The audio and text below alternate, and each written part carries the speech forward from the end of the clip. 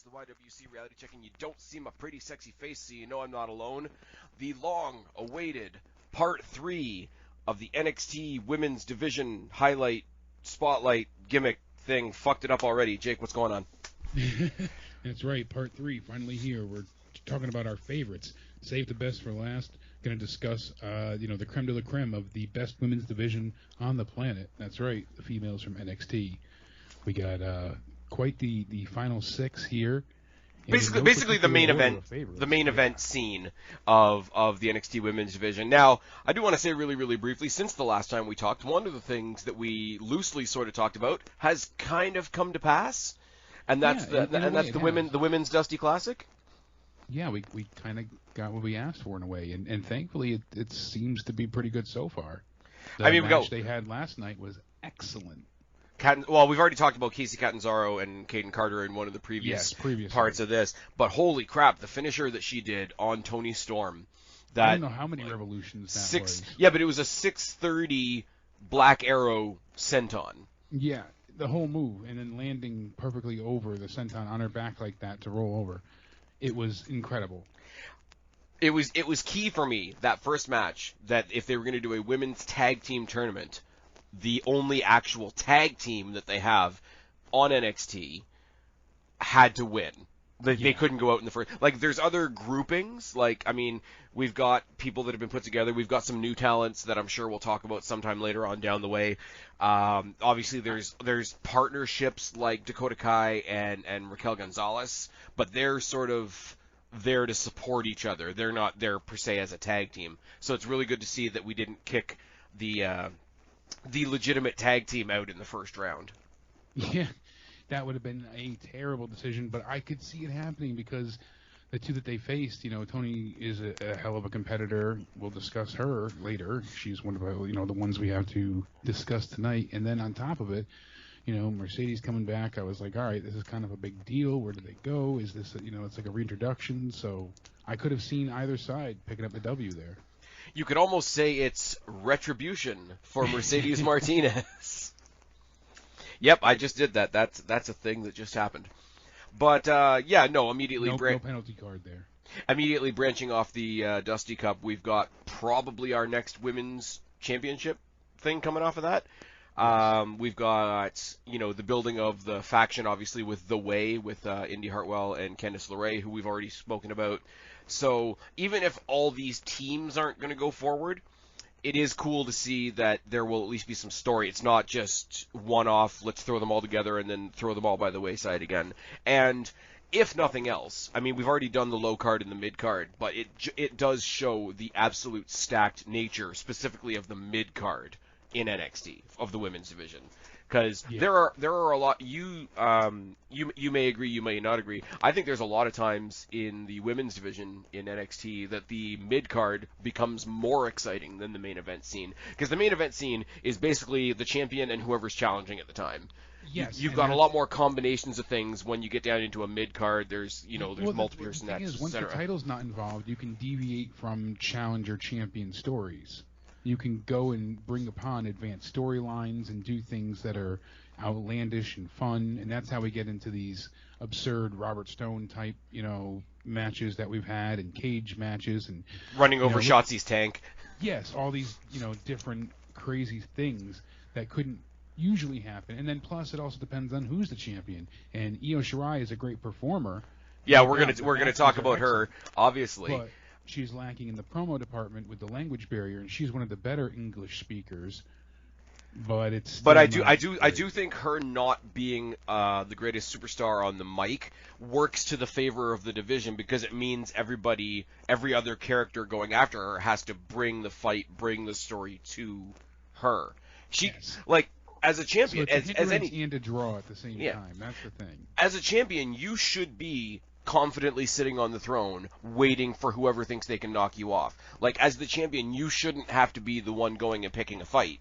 So her being the one not with the best maybe promo skills, but like character in other ways, is great, because it leaves that door wide open for all the challengers, like Mercedes has done recently. But we're going to do the main eventers of the NXT Women's Division. Anybody that's been paying attention to this channel at all in the past year or so has heard me bang on about this girl because I first saw her at Destiny. Check it off your Spaz Phoenix bingo card. We got to start off with Shotzi Blackheart. How could we not? I mean, Shotzi, one of your absolute favorites, someone I've been a fan of for quite some time. She went ahead and was actually a cheerleader valet for the Hood Slam stable Stoner U, and then she also appeared on the California independent scene for many years for different promotions like All Pro Wrestling, Bar Wrestling, Big Time Wrestling, and then in 2017 she would face future NXT wrestlers Candice LeRae and Rachel Ellering, actually at the APW Cow Palace Royale.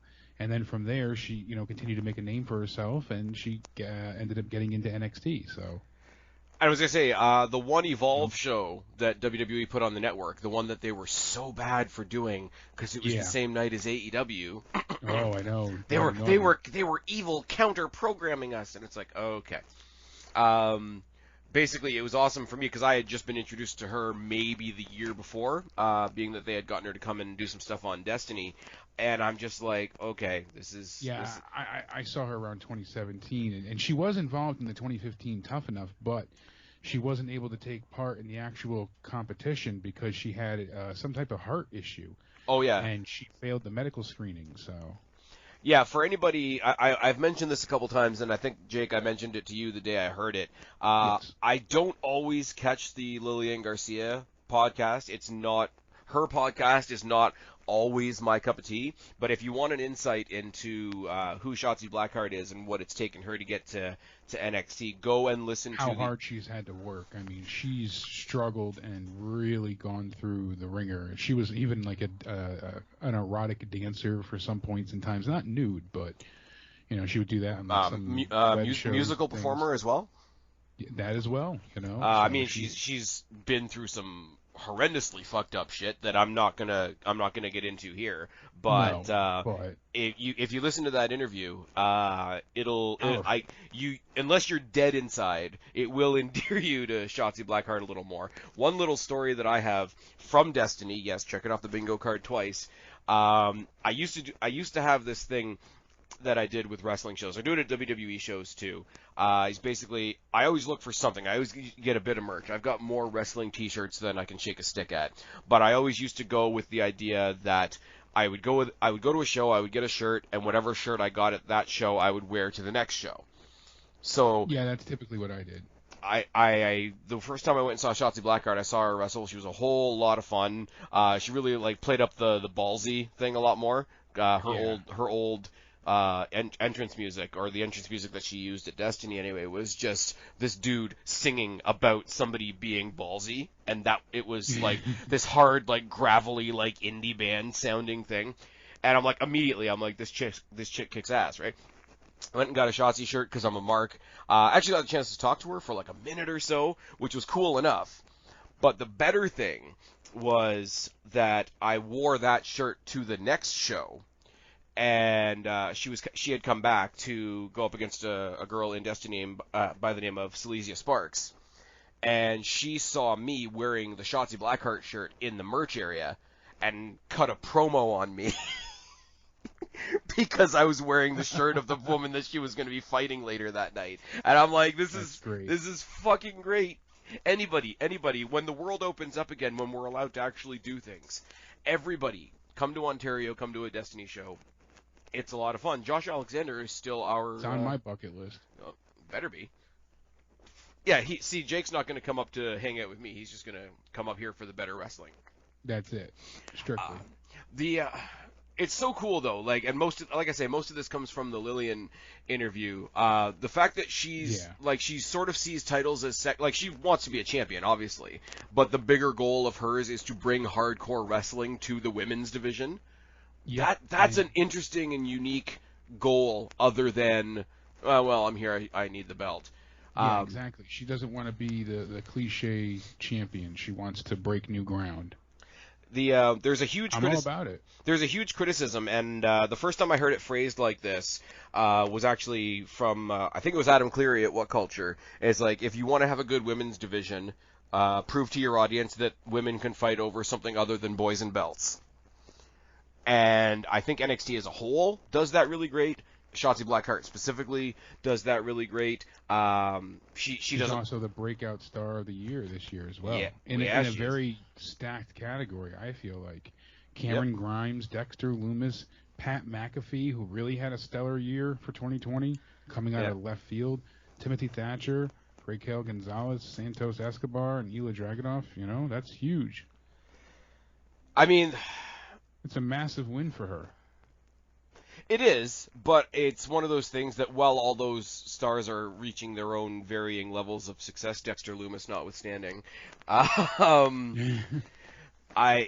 you can't fight it. And she's one of the ones that NXT, not everybody gets the same chance. She's one of the ones at NXT that really has had that chance to be unique, has been given very character-specific, unique opportunities. Like, she gets to do the whole tank entrance. They ran over her tank so that they could do the bigger tank. She got to be part of the promotion for 2 pay-per-views in a row.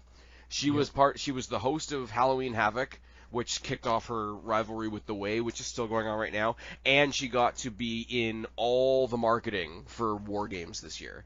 Yeah, so she was the face of War Games and involved in the match, so. Well, yeah, she got to captain a team, and she got to be like every bit of marketing, every commercial for War Games was her just building the tank with her teammates. Yep. So Same I thing think as Halloween Havoc, you said she was the host, and that was a huge get for her as well. That was a massively successful endeavor. They literally just came to her and it was like, we want you to be part of Halloween Havoc, and she was like, who am I facing? And she's like, no, they're like, you're gonna host the whole damn thing. And clearly, like, dug into her old Elvira vibes, and it's just fucking good. Because if you follow her on social, she's all about like that kind of shit. Like, she's got an extensive knowledge of like horror, thriller, monster features, and all that kind of thing.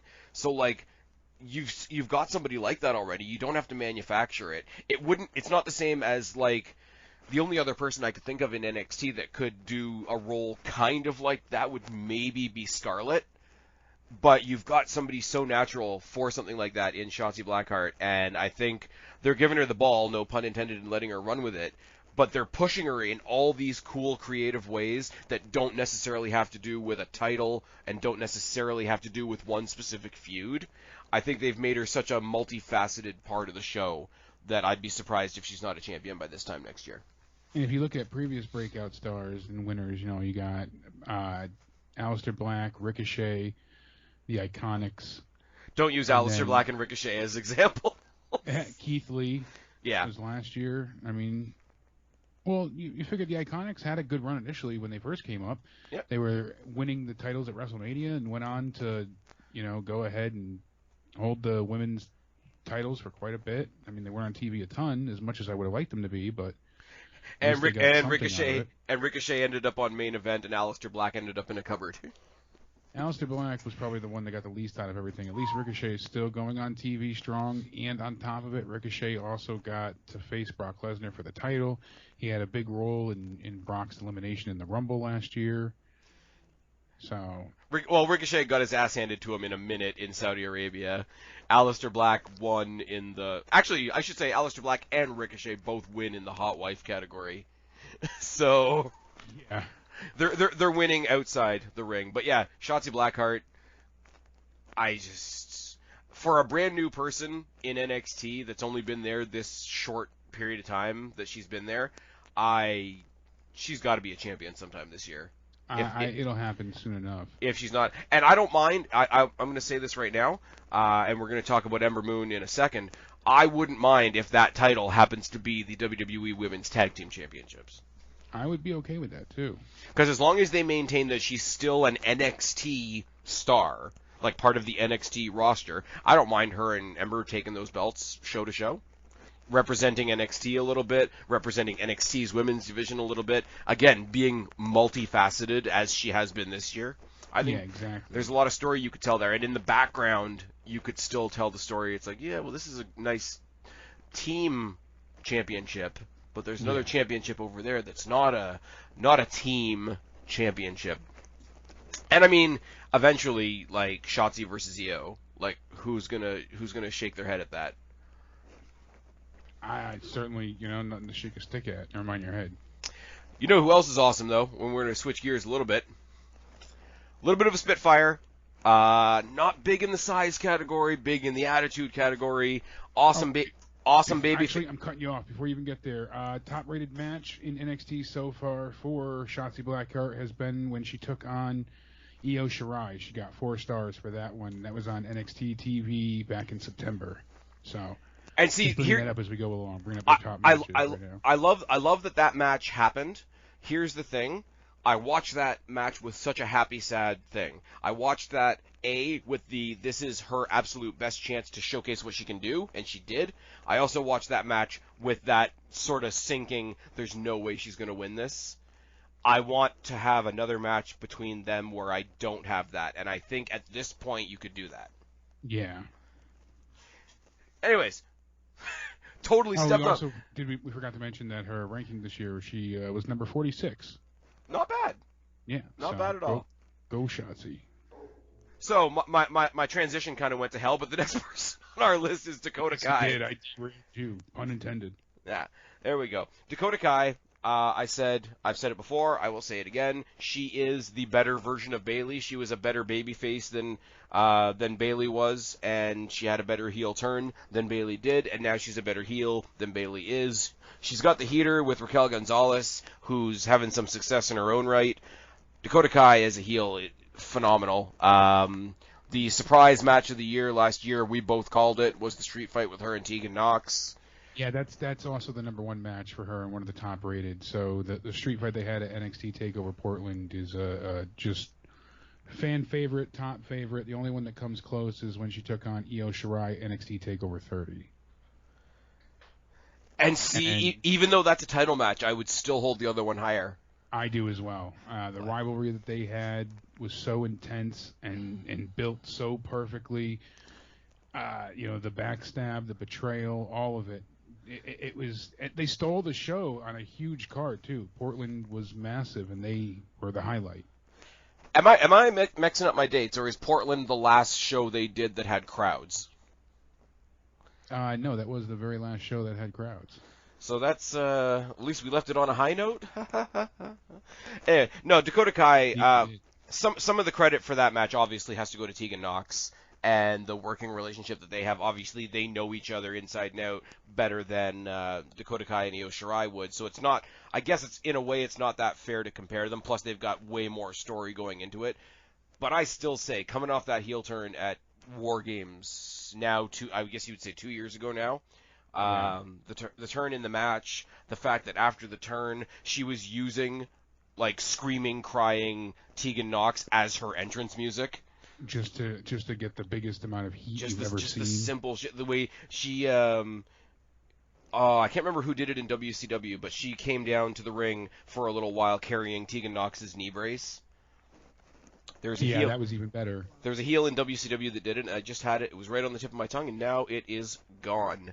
So sorry about that. I want to say it was Jericho. Like when he was. That's what I was going to say was Jericho. Was just on the ascension of his very first heel turn in WCW when he was like cruiserweight top knot rock star Chris Jericho. And if we're comparing Dakota Kai to Chris Jericho, like that's not bad company to be in.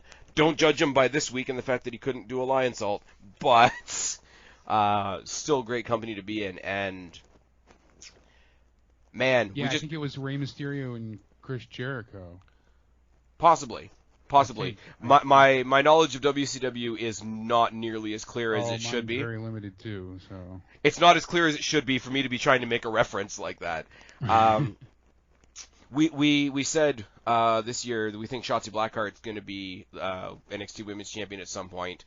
Dakota Kai would be the perfect heel for her to topple. To get, I mean, we just talked about Io Shirai, but if you want to talk about Shotzi, who's this lovable, like, fun, rock star character, you want to give her a nasty, gritty heel to take it off of. Give the belt to Dakota Kai. Have Dakota Kai go over Shotzi Blackheart in some sort of mischievous way, and then have Shotzi take it off her. The two of them could tear it up. Yeah, because she has her backup in Gonzalez, she can certainly have that be a factor in the title fight and everything else they need going forward. There's a lot that we can go ahead and get from them, especially as Dakota Kai with the belt. Yeah. Beautiful. Think back to the match we had at the Great American Bash, the elimination fatal 4-way. Right. And how great that was. Candice was out first, but then Mia Yim got taken down, and then it just came down to Tegan Nox and Dakota Kai. And those two got to, show why they're so damn amazing. And Tegan, obviously, white meat babyface, but she needed to be accentuated, basically. She was carried by Dakota Kai there. Not in the wrestling ability, but in a story way. Because Kai was so heel-centric and so evil, it really elevated and brought out a whole better side to Tegan. So that win for her was even on like a grander scale of a feel. See, I take it a slightly different way. For Tegan Nox now, I don't think Tegan Nox has to try very hard for our sympathy in any given situation at this point, because my opinion of her in real life and the amount of injuries and the amount of setbacks that she's had behind the scenes, it mixes in your it can't help but mix in your mind eventually with whatever story she's in at the moment. So I don't think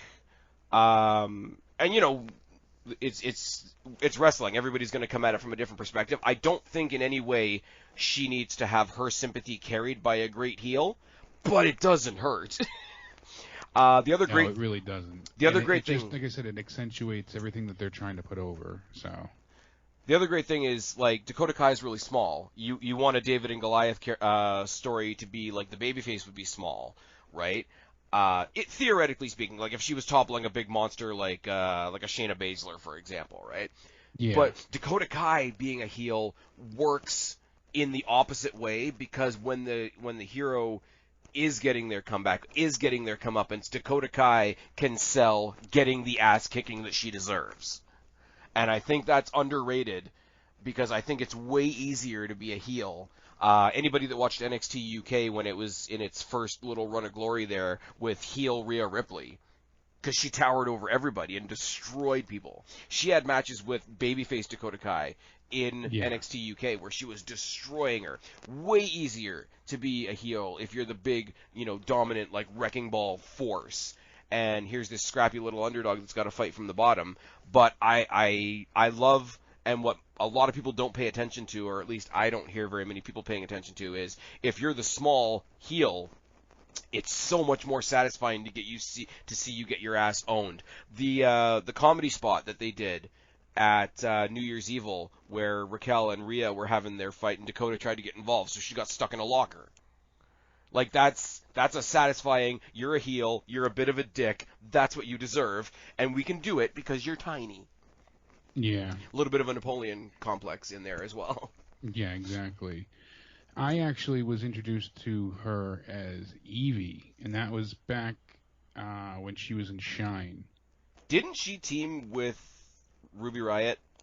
I believe so. It was a skater gimmick, I think, at that point. That's a team I would have loved to see play out. And then they were taking on, like, the Lucha Sisters, who was Leva Bates and Mia Yim, and there was a lot to it, but my memory stinks. But I remember a little bit here and there. But I remember seeing her as Evie then, and then she went into NXT, obviously, after appearing in the Mae Young Classic with the new name Dakota Kai. So yeah.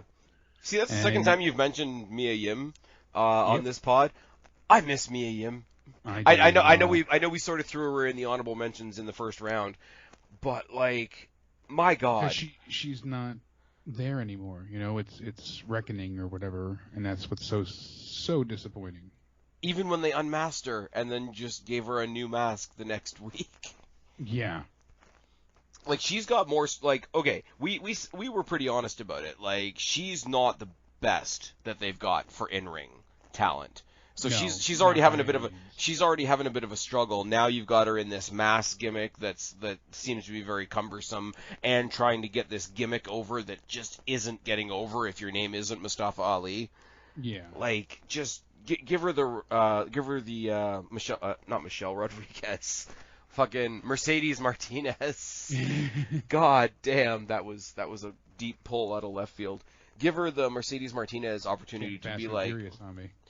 Yeah, a little bit fast, a little bit furious. Also, 10 out of 10 would shag. Moving on. But yeah, no, I know it's not the point of this particular pod, but God, I just want to say, goddamn, I miss Mia Yim in NXT. I do too. She was just a lightning bolt of energy, and she was just always fun to watch. I didn't view her as like, that top talent. I didn't view her as like being the women's champion, but it wasn't a bad thing either because she was like the face of the high end of the mid card for me. Yeah, but you know what the thing is, like she had character she had character to spare, and she wasn't going in there. And this is the thing too, and this is sort of an awkward thing to describe, right? She wasn't going in there trying to convince you that she was going to have a 5-star match in the Tokyo Brother. Yeah, exactly. Like she was just like, I think, if you think much in the same way that Edge, Christian, and the Hardys all kind of debuted together, and by fighting each other, they built themselves up. I think, I mean, Shotzi Blackheart's gone way above now, obviously, because I'm biased, but I think, like, somebody like a Mia Yim could have had something like that with Shotzi Blackheart. And they could have, even if they were considered the lower part of the card, like, make the lower part of the card something I want to watch. And that would absolutely be something I'd want to watch. Anyways, so that was Mia Yim, who's not on this list because we're talking about Dakota Kai. Next, Kai, we have someone I'm a huge fan of, actually. Yeah. So. Oh, sorry, I should say Dakota Kai was 24 last year. Yeah. 24 on the top whatever. PWI. There we go. That's what I was looking for. Yeah, Shotzi was actually in 46th place last year as well, so she didn't move up or down. Go figure. That's fine. I mean, isn't the PWI is at least partially kayfabe though? So by the end of this year, she's got to be higher. Like of anybody in NXT that hasn't had a title yet, who's done more than her? Yeah, no kidding. Next on the list we have Rhea Ripley. Okay, I'm gonna say what I said when she was in the Mae Young Classic. I'm gonna say what I said when she was in NXT UK. I'm gonna say what I said when she moved to NXT proper. Rhea Ripley, fucking star.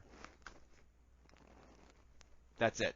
Fucking star. Like, I didn't know there was more to that. No, just Rhea Ripley. You said that to begin with, but I didn't want you to Rhea Ripley, and I cut fucking you off. star. I said the she same. She is. There's a reason why Cornette was so high on her to begin with, and still is, and doesn't fast forward through her matches. There's a reason as to why that I am just so enamored by her. It's the look, it's the style of wrestling, it's her mic skills, all of it. She just has this innate ability to capture your attention. She's unique looking and in a great way too. It's not like just like, oh, she's hot. It's like she has a unique wrestling physique about her while still being undeniably attractive at the same time. So she looks strong and powerful yet pretty still, which is a hard border to cross. I've come to an interesting, just as you were describing there, I've come to a very interesting conclusion, or a different way of thinking about Rhea Ripley. Just as you were saying that, she's babyface Thanos. Yeah. Like she has, like, before she even does a move in the ring. Now, granted, go back to her NXT UK days, she did play a great heel. They put her in there with tiny people like Xia Brookside and Candy Floss and babyface Dakota Kai and just let her do that prism lock and like swing people around the ring. But even as a babyface, she just stands there with this aura and this attitude and this, we overuse the term confidence, but it is a general confidence. She stands in the ring with that attitude of like, come try something. And that really is it. That's just it. It works. It's her attitude. It's her presence, her aura. Yeah, and the thing is, it's all the better for the fact that she hasn't been impenetrable. She hasn't, never struggled. I feel that everything that I just tried to say there, the whole babyface Thanos thing, I feel that more now off the back of losing the match that she should have won against Charlotte and all the booking that came after that. And, she went down to sort of the bottom of the card and fucked around with Robert Stone and Aaliyah and all them. Got her big win over Mercedes Martinez and then went through the stuff with Raquel where, she wasn't just swatting everybody away and she was struggling and she did have a downward thing. And after WrestleMania, she did have a thing where she kind of broke down. Losses. Yeah. No, but like it's a risky thing for somebody that's supposed to be a badass, and like she cut a bunch of promos after WrestleMania where she was like heartbroken and broken down and whatever, and that could ruin a badass character if done improperly. But I think the fact that they did all that, because it was really a left turn that they did with the booking, and we know why. We know what they were trying to do with Charlotte. It didn't work, but I still say, even though I'm a huge Rhea Ripley fan, I will still defend what they tried to do with Charlotte Flair, because I can see what they were trying to do. They were trying to amplify NXT as well. They wanted to put NXT on a bigger stage, but they wanted to have a Finn Balor for the women's division. Yes, I know, but and it didn't work. Put their eggs in the wrong basket. Yeah, and it fell apart. And the fact that it's fallen apart and she's still where she is now, to the point where not only is she sort of untouchable, she's able to put over somebody like Raquel Gonzalez, who's a newer name. It's fantastic. Like, she's stronger now than if she hadn't struggled along the way, which should be backwards, because if you want to play off somebody as strong, they can never falter, they can never trip. That doesn't work. That's getting into John Cena territory. Yeah, that's why fans dejected Cena. That Superman attitude where he had no weakness made him so unrelatable and unattainable. It was ridiculous. Well, the thing was, like, A, he hardly ever lost, and B, when he lost, it didn't matter. Like, Rhea Ripley... Yeah, he would lose a match where he would get fired or have to leave the company, and then he'd be back the next week, things like that. He would lose the championship and come back on Raw the next night and be like, gonna get him next time. I'll get him next time. And he wasn't upset. He wasn't defeated or upset at all. But you know what? And then Rhea he would Ripley get another title shot that night. But Rhea Ripley wins after struggling, and when she lost, it affected her. Exactly. And I to show that, and that made her relatable to the audience, which was perfect. And I went, dude, I know it was the popular opinion at the time, because based on purely the fact that nobody wanted Charlotte Flair to have anything, which is also a weird separate conversation we can have another day. But I went to war online with so many people the minute that, not when WrestleMania was over, but when they showed the backstage interview with her after the fact, when she was like having the after effects of that match. Was, oh my God, they fucking ruined her. I'm like, are you kidding me? Are you kidding me? Yeah, I never felt like they ruined her with that. I thought they showed more character. Yeah. Like, how many times did Daniel Bryan lose? How many times did Daniel Bryan get fucked around? And the people that did get excited about WrestleMania, and granted, she shouldn't have lost, no, but the way she handled it made her a better character. As where they ruined it with Seth Rollins, they're ruining it now with Asuka, where they act either afraid or they act destroyed by something. It hurts their characters. Yeah. I mean, and see, the thing is, though, like, say that Charlotte Flair shouldn't have won. And I understand it. Oh, Charlotte Flair gets handed too much and whatever, and if they had put Sasha Banks in that position, nobody would have minded. That's another argument for another day as well. But I think it helped her. I really do. It's the same as, and I'm sure if there's any Deluxe Man fans listening to me, you're going to love the fact that I'm about to make fun of Deluxe Man again. He lost his shit when Daniel Bryan lost in 18 seconds at WrestleMania. But that only got people more behind him. That only got him more support. That only increased his groundswell. I would say that match, and I'm speaking in a very broad term, that 18-second loss to Sheamus in the opening match of WrestleMania was the first step to him getting his championship moment at WrestleMania 30. Oh yeah, that was the spark that was needed to light the catalyst to change. Right. So, and I really do, and not on the same scale. Obviously, it's a different scenario, different situation. But I do think that them, quote unquote, screwing her over with Charlotte had a similar effect. Not to the same level, but I would say it had a similar effect because you did struggle. It's the whole like get the fans pissed off at the company, subversely gets them behind the person that got fucked. So I think it did work. I think she's better off for the loss in the long run, even though I know people hated it. Do you think she debuts at the Rumble? I really hope not. Like, I really hope not. I don't like it. It's old hat at this point to say that like, oh, we don't want anybody called up from NXT to WWE because with one or two exceptions, most of them get gobbled up. I go back to the Aleister Black example. I go back to the Ricochet example, etc. But holy crap, leave our women's division alone. I mean, we heard it 2 weeks ago. Her main roster call was imminent, that she was going to lose her last match. And then we hear, all of the calls for her to go ahead and win the Royal Rumble. So, oh man, even Shotzi Blackheart hinted at a main roster call up for Rhea Ripley not that long ago. So it definitely seems like it's happening. We just don't know where she's going to go and when she's going to come up. And the Rumble victory would make her a huge star.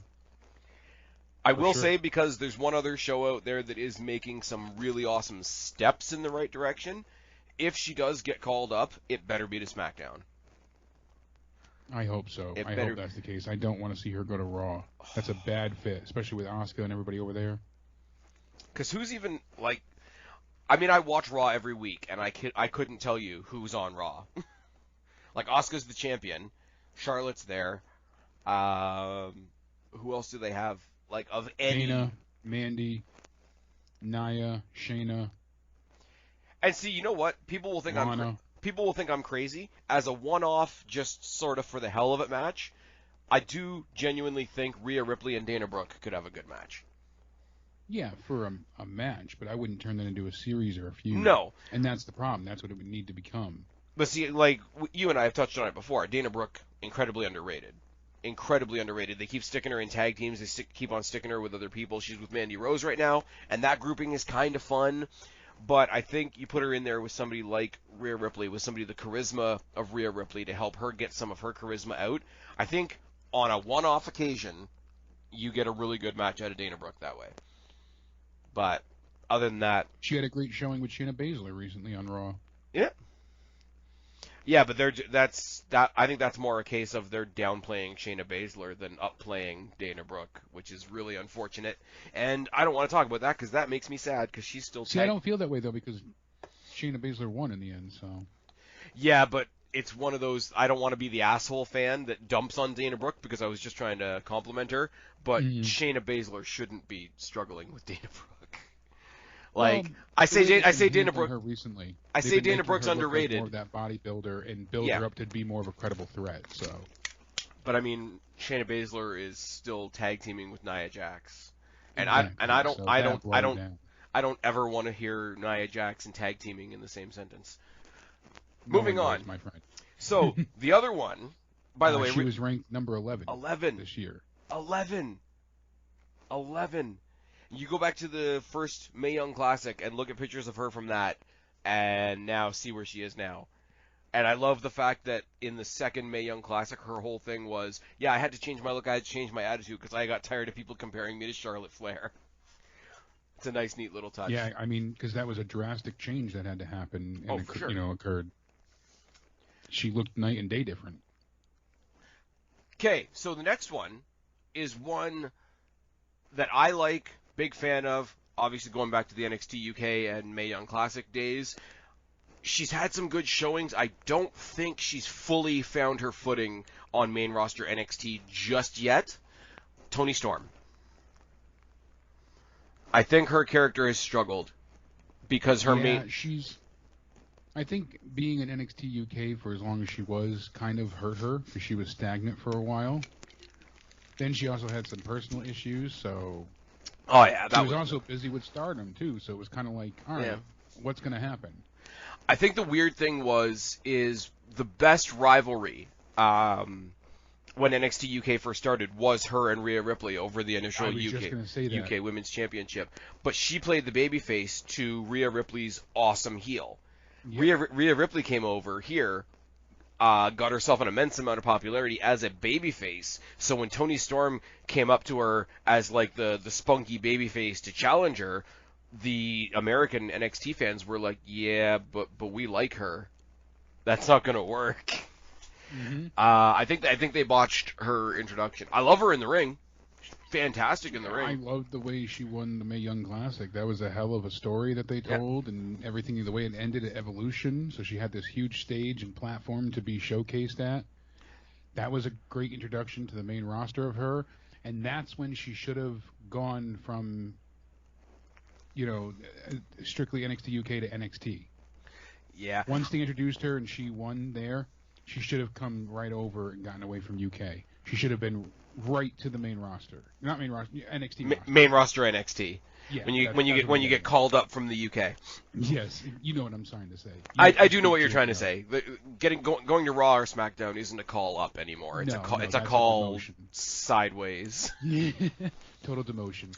So we had that 8-month hiatus, and then all right, COVID's here, we got it. So a little bit more of a break, and then NXT Takeover 31 happens, and she returns, and we're like, yeah. So I'm glad she's in NXT now, but all that time since she won the Mae Young Classic, I think they really wasted keeping her in NXT UK. She didn't need to be seasoned anymore. I think she was good enough where she was to come to NXT.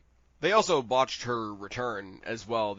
On that pay-per-view, she popped up on the Tron and said, yeah, Io Shirai, I'm coming for you eventually. And then right after that, they did the big, the countdown. Motorcycle, Ember Moon, yeah. Because, I'm sorry, as much as, NXT UK was good when it started, as much as the Mae Young Classic was awesome, way more people know who Ember Moon is and have an attachment to her. And to do announce those two comebacks side by side, I don't know how her heel turn wasn't immediate and how her first major feud wasn't against Ember Moon right then and there. That's kind of how I thought they were setting it up by debuting her on the same night as the return of Ember.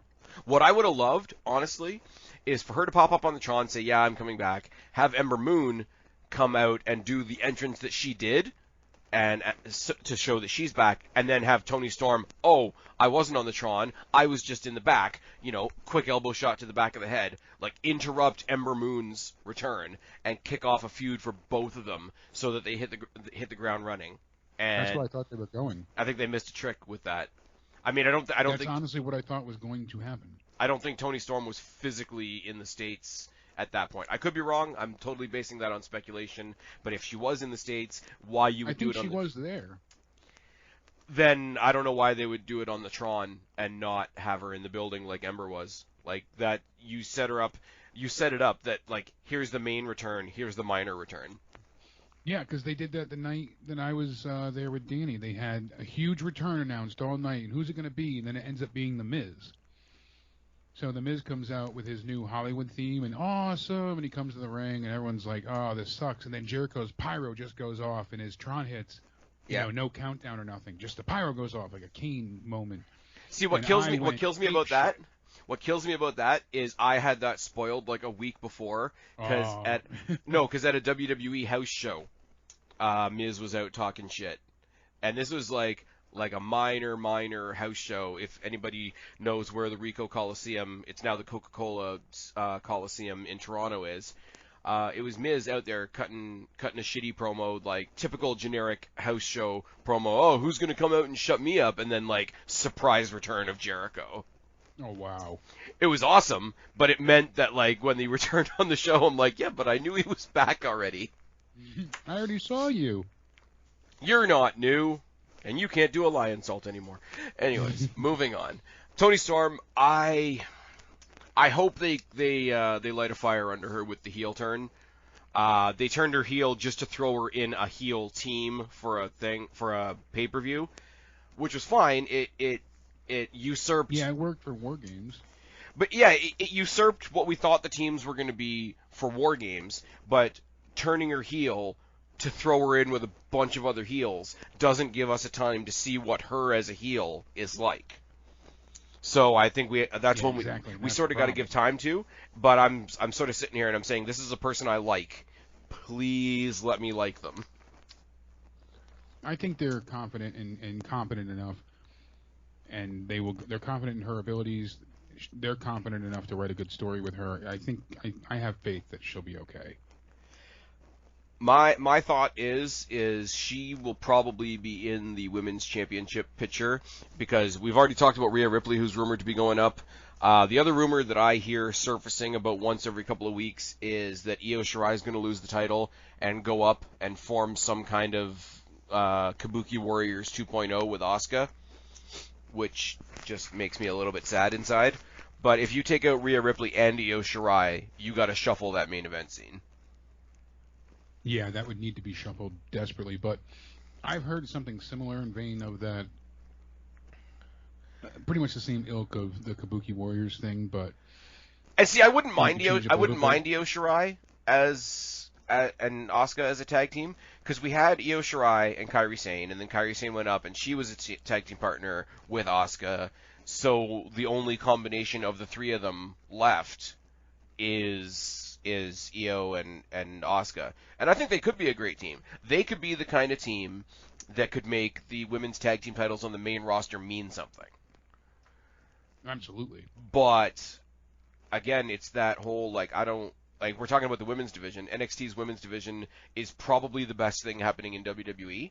They would have to bolster the women's tag division. They would have to have multiple women's tag teams be created. They would all have to be, organized in a way that they could have matches each show, and it would have to actually be treated like a real division. So, for that to work.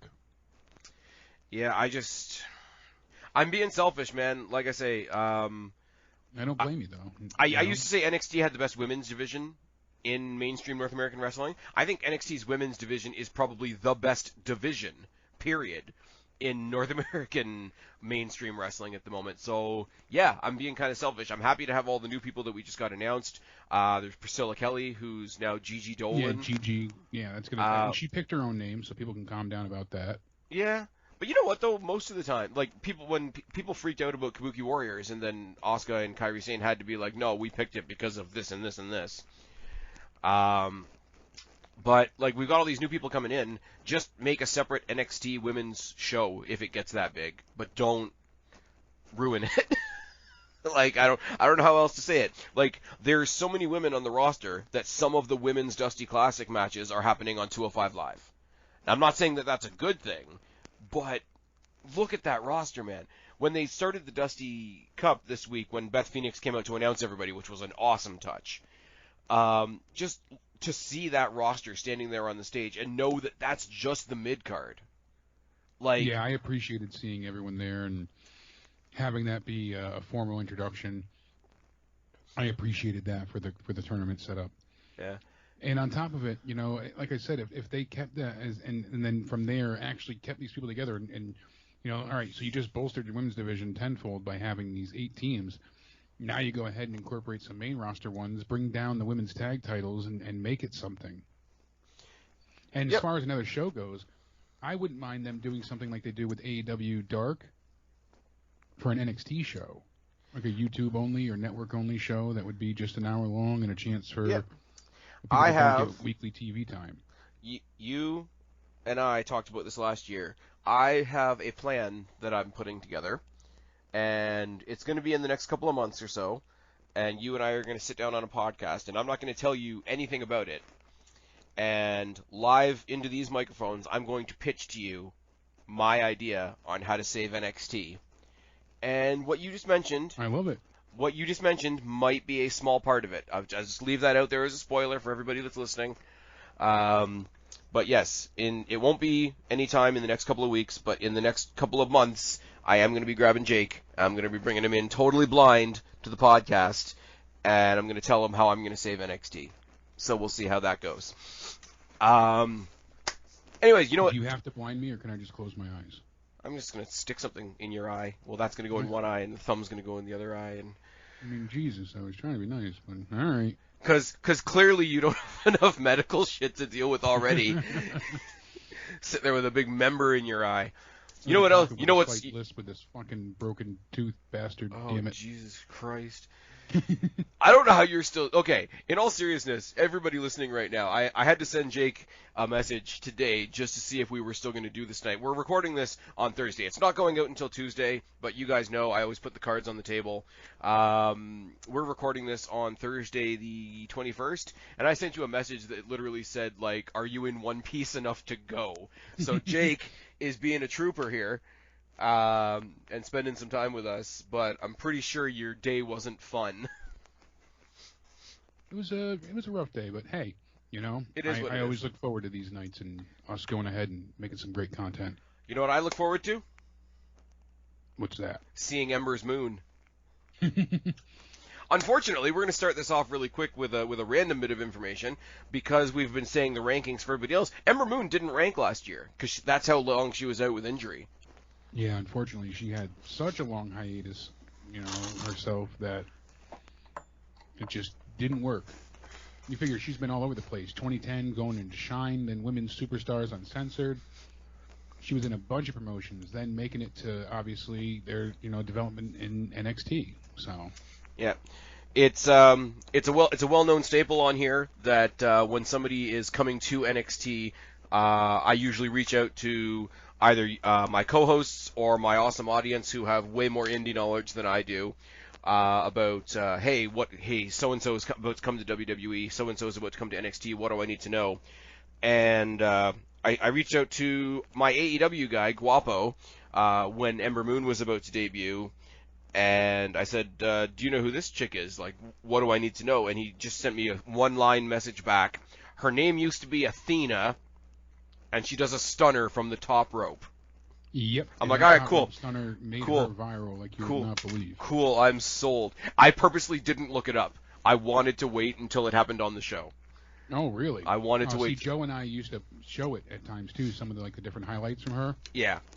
When she was doing the stuff in ROH and with Cherry Bomb and Scarlet and all that stuff. And there was one where I want to say it was maybe Mickey James, but she got that freaking stunner. I forget what she called it back then. I'm trying to think. Because it wouldn't have been the Eclipse back then. No. I wish I could remember. But it was brutal, and she absolutely killed it. Yeah. And that was a thing of beauty. See, it is...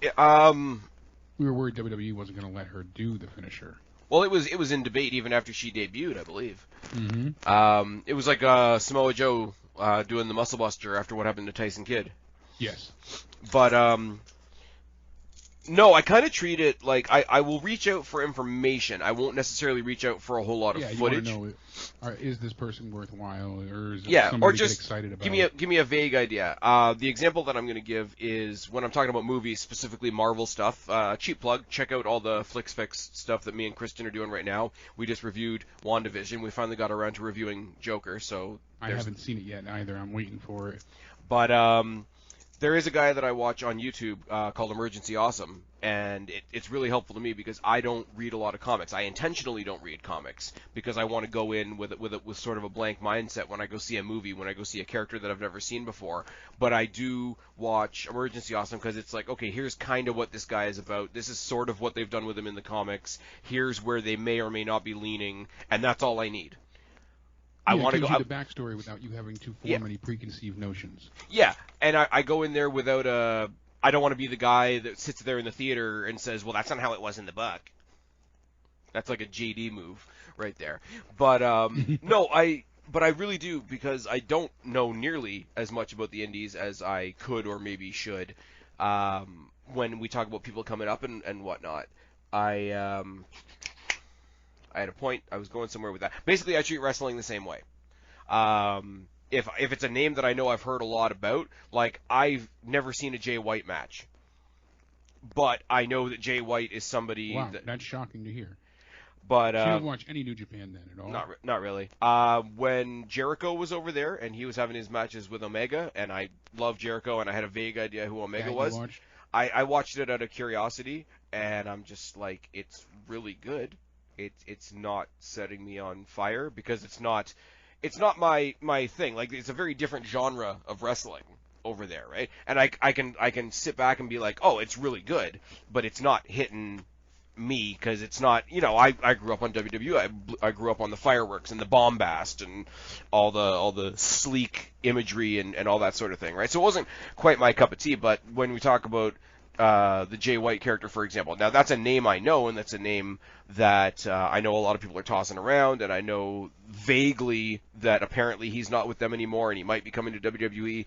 If that got confirmed, I would come to you, or I would come to Guapo, or maybe Ruffin, or maybe even Joe, and be like, okay, so I know I've heard this guy's name a lot. What should I know? What do I need to know type thing? What does he stand for? Who is he? But, again, like he is basically, best summary, he's who Seth Rollins wishes he could be. Fair enough.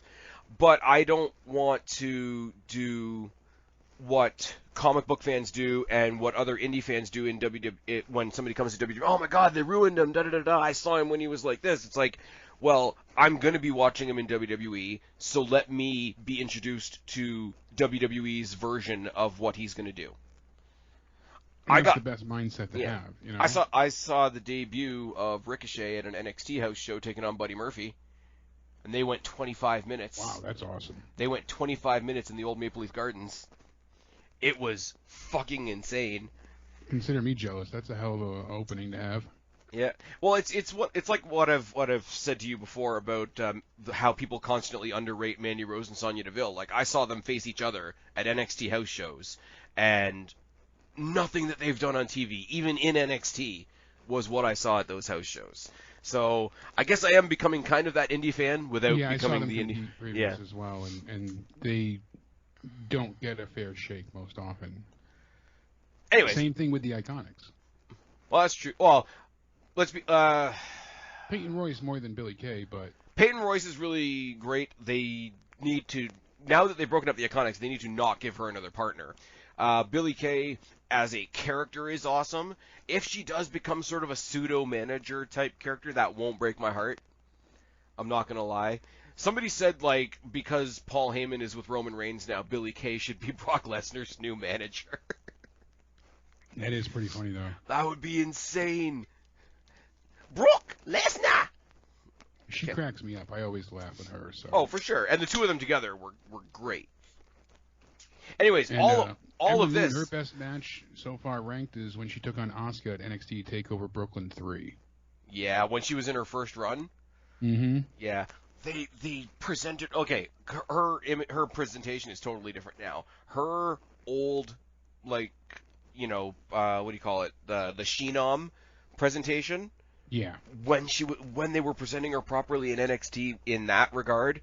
Yes, I'm incredibly biased. Yes, I'm going to mention the fact that she was sung to the ring by Lizzie Hale, who's one of the hottest artists out there. But I do like that presentation a little bit more than what they're currently doing. But I do think what they're doing right now with this whole, like, almost apocalyptic type character with all the different, like, headpieces and stuff like that. Clearly she's getting to get her hands on her own gear. She's put up so much on social media about, hey, I'm making this new headpiece. Hey, I'm making this new thing. I can't wait for you guys to see it. So even if it doesn't particularly lean in the way that I would necessarily like, I'm always happy to hear that somebody is getting to have their hands on their own character. So I'm willing to. Which makes me happy as well. I'm willing to take it at that level, right? It's like we always say. I hate to pull a Cody Rhodes reference out of there, right? He talks about how he hated the Stardust character, right? Yeah, he wanted that done and gone. But at the same time, as a fan, I would give him credit because if he hated it that much and still made it work, that's a credit to him, right? He still gave a hell of an effort with that, and if that's him hating it, then I'd like to see what him trying that would have been. Exactly. I mean, he managed to get the Ascension over for a little bit.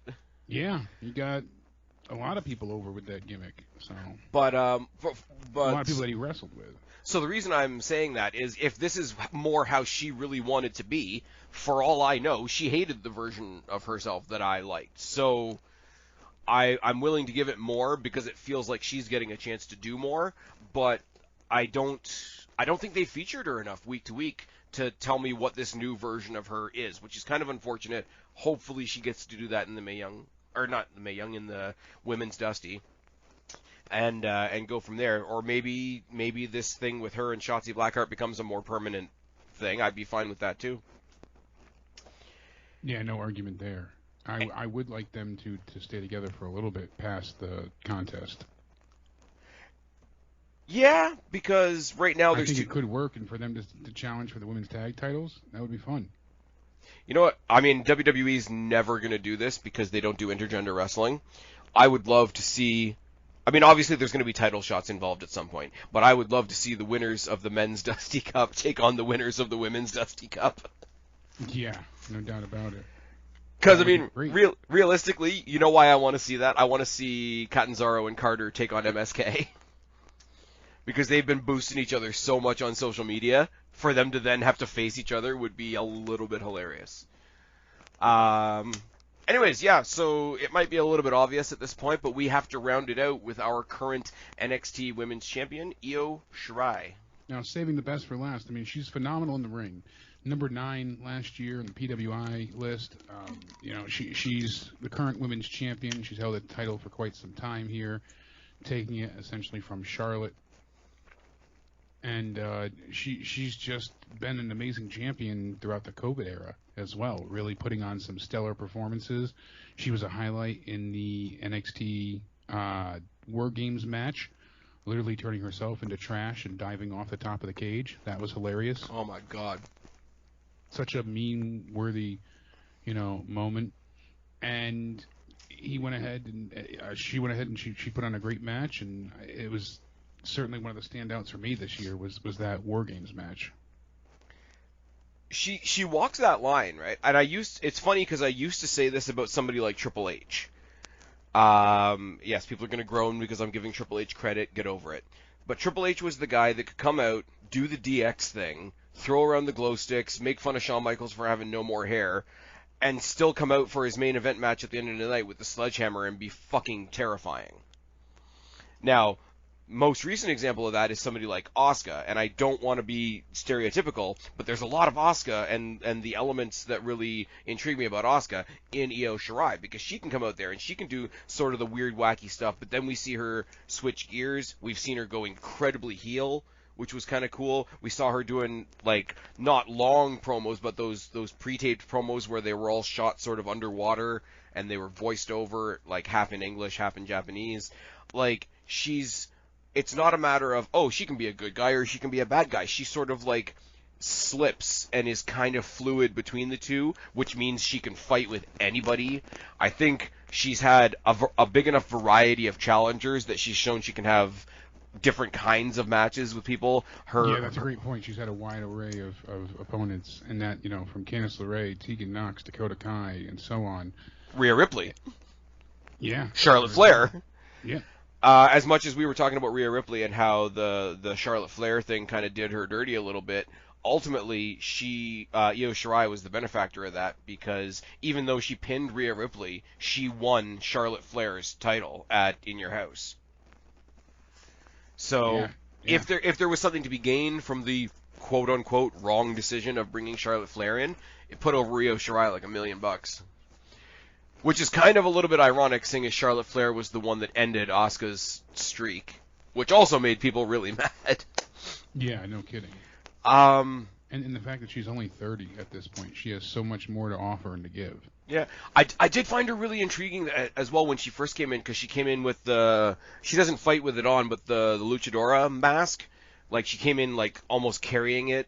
I don't want to say like Al Snow's head, but like it wasn't part of her gear. It was a prop essentially, and I found that so because obviously knowing the little bit that I know about luchadors, Rey Mysterio, Sin Cara, etc.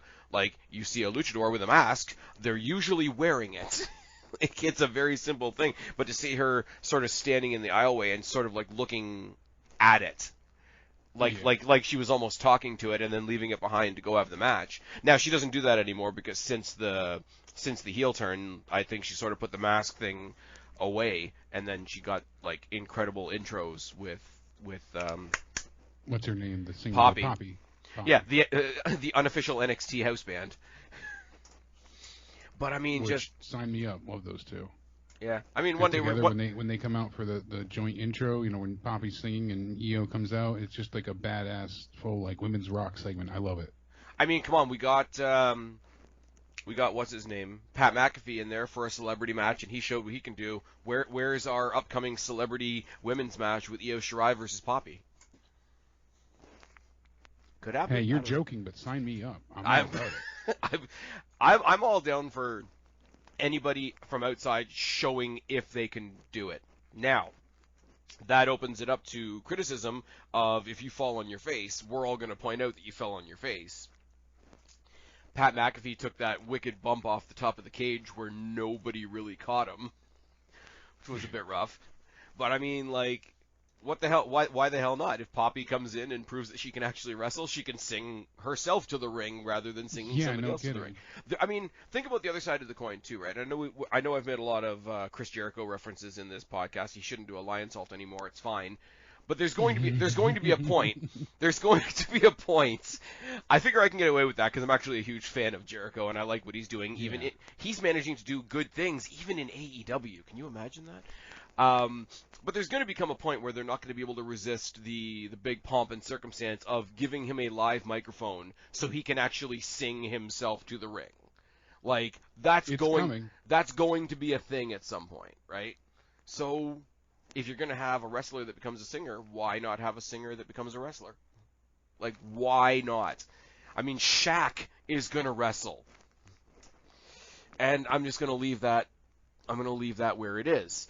Yeah. But Io Shirai. Well, we're going to hear this coming Wednesday what Shaq said, and he's going to say, I know she's knocked up now, but I really didn't like it when your bitch there put a drink in my face and put me on a comically small chair. I didn't like that very much, Cody, and I'm gonna try and have a match with you. That's what it's gonna be. It's gonna be fine. I can't believe you're gonna go ahead and make me use my laser eye. Gotta use my laser eyes now. I couldn't even get into the building tonight because knockoff NWO was blocking off the doorway. Anyways, moving on. You know what's funny is we're talking about AEW on a podcast about women's wrestling. Yeah, because their women's division is non-existent, so it stands out like a sore thumb. Oh God, imagine their women's division if they didn't have Britt Baker. It'd be done for. Or say Britt Baker or the ones that they're borrowing from NWA. Yeah, that's another good portion of the people that they have putting on successful matches. I will say though, seeing as we're talking about Io Shirai is the last person on our list. Bring over Hikaru Shida into NXT. Let them have a match. I'd be down for that. A match, yeah, but I'm not. I know you're not the highest on Shida. And I can see it. She's got some moves that are stellar, but most of it is just bland to me. Yeah, but to be fair, who does she really have to show herself against? Well, that's the thing too. So she's got 3 good matches in that company. She's got Britt Baker, Serena Deeb, and Thunder Rosa, and I think two of those have already happened. Britt Baker's going to be eventually, and that's fine. But I mean, Britt Baker, Mrs. Cole, baby, should come over to the winning. Come over to the winning side. Follow the Priscilla Kelly example. Just don't. I'm shocked that she didn't end up in NXT. Honestly. Yeah, well, sometimes people got to be the cool kids, even if it comes back to bite them in the ass. Plus, their belt looks like a wristwatch. And I used to say that when it was held by Nyla Rose, because Nyla Rose ain't exactly small, but it looks like a wristwatch even on the little ones. Like it even looked weird on Riho. Yeah, no doubt. There you go. There's your crossover match: Riho versus Kacy Catanzaro. Anyways, we're just getting wildly off in all directions now, and I know in literally 1 minute... We always trail off. Yeah, well, I told you I'd get you off by 10:30, and it's 10:31, so can you squirt it out quickly? Tell them where to find you. Yeah, you can go ahead and catch me on the Joe Cronin Show for all the wrestling reviews we do for WWE and AEW every time the show ends, and when they're live, we're live right after. You can also find me on Twitter. That's @CountdownEnded, and the same on YouTube. Spaz, thank you so much, as always, for having me, you sexy bastard. And you guys know where to find me, or you wouldn't be here. My thanks to Jake DeMarco. I am Spaz Phoenix, your YWC reality check. Subscribe up there, talk down there, start a conversation. Keep all these conversations going. Don't be a stranger. I will talk to each and every last one of you later. But for right now, me and super sexy Jake DeMarco are tagging out. Bye, guys.